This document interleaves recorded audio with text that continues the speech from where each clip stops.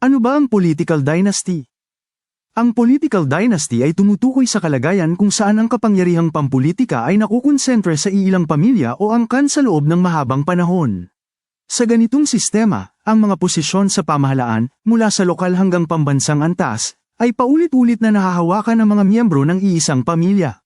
Halimbawa, maaaring ang isang miyembro ng pamilya ay maging gobernador, samantalang ang iba naman ay tumatakbo bilang kongresista, mayor, o konsehal. Mga katangian ng political dynasty. Sunod-sunod na pamumuno. Karaniwang ang mga posisyon ay naipapasa mula sa isang miyembro ng pamilya patungo sa susunod, tulad ng magulang sa anak o sa kapatid. Pag-uulit ng apelyido. Sa tuwing may halalan, makikita ang parehong apelyido na lumalabas bilang kandidato, nagpapakita na mula sila sa parehong pamilya. Kontrata ng kapangyarihan.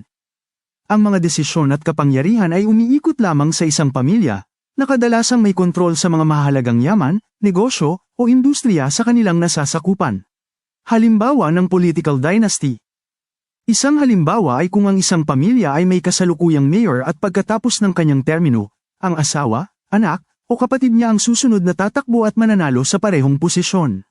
Sa ibang pagkakataon, maaaring sila rin ay tumakbo sa ibang posisyon tulad ng kongresista o gobernador. Epekto nito. Ang political dynasty ay madalas na nagreresulta sa kawalan ng kompetisyon sa politika, at ito ay nagdudulot ng iba't ibang problema gaya ng katiwalian, kawalan ng pananagutan, at pagkakaroon ng hindi pantay na distribusyon ng kapangyarihan at yaman sa lipunan.